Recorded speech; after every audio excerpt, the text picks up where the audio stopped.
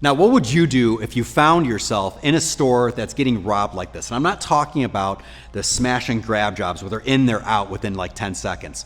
You're having robbers and thieves now almost set up shop within stores while customers are just around. I got this email from a store clerk and it says, "Hey Matt, I hope you're doing well. I wanted to reach out to you about something that happened recently at my store.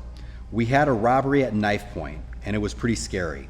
What made it even more chaotic was a female customer who was kept trying to intervene, but she was just getting in the way and making things much more dangerous. I've been thinking a lot about how to handle situations like this better. I'm not really even sure what the best approach is, especially when the customers get involved and potentially make things even worse. Since you're someone that I trust and value, I was hoping you could share some advice. How would you handle these robbery attempts in the future? And what's the best way to advise customers on what to do or not to do if they ever find themselves in the middle of something like this?" I mean, right now, if you go ahead and you Google shoplifting in San Francisco, you're probably gonna come in contact with like 1,000 videos of situations just like this. And it really revolves around this one penal code that I'll mention, and it just says California Penal Code 459.5.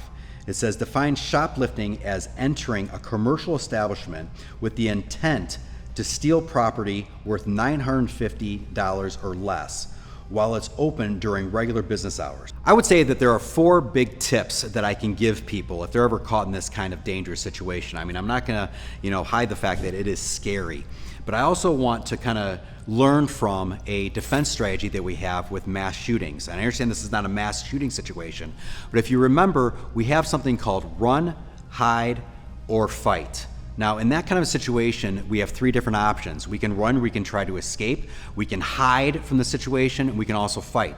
Well, those are all great things, but I want to break them down a little bit more by going into the next tip. The next tip right here is we want to make sure that we move to low traffic areas. Now, what I mean by that is that if you're in a big, let's say, big box store, or let's say a big Walmart or a Costco, you want to move out of the situations or move out of the areas that are high traffic areas for that kind of looting. But then I want to bleed that into, let's say, a third tip. And the third tip is I would actually move to the back of the building, the back of the store. Now, why is that important? Well, because what we're seeing in a lot of these video footage accounts is that you have a lot of people running on in and a lot of people running on out. Well, if you're in the fray of that, we can get run on over. And more importantly, we can run into people who might have violent intentions.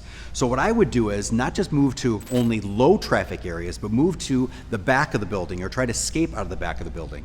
I've given this story on video a couple times, and it's simply a story of my younger son who was in high school. And he was in the cafeteria and there was some what seemed like gunshots that were going on off, and really it was just some students that were blowing up some plastic bottles outside of the cafeteria. But the students who were in the cafeteria thought that it was real gunfire that was going on out. What happened was, unfortunately, a big stampede out the front door and a lot of students got hurt. My son, to his credit, saw the situation, saw that you had a lot of people leaving out one exit, and actually went to the back of the cafeteria and escaped out the kitchen, and that kitchen led to a back door out of the building. Well, I would have us learn from what he did. The fourth kind of tip that I have is finding an improvised weapon. Listen, if we're in a store and we have people who are not just stealing stuff and leaving, but stealing stuff and now almost shopping around for more stuff that they can steal, well, now it's time to find an improvised weapon. We want to find anything that can defend ourselves. So now if we have these people who are robbing the store all of a sudden want to rob us, we now have something to defend ourselves. I get emails and comments like these all the time, and I want to share them with you because it's something that we can all learn from. So if you have a comment or an experience, whether it went good or it went bad, please let me know about it because it's something that I want to share. If it's information that I don't know about, I want to find answers from people who have been in situations like this, who got out successfully, and share it back with you. So please share your comments.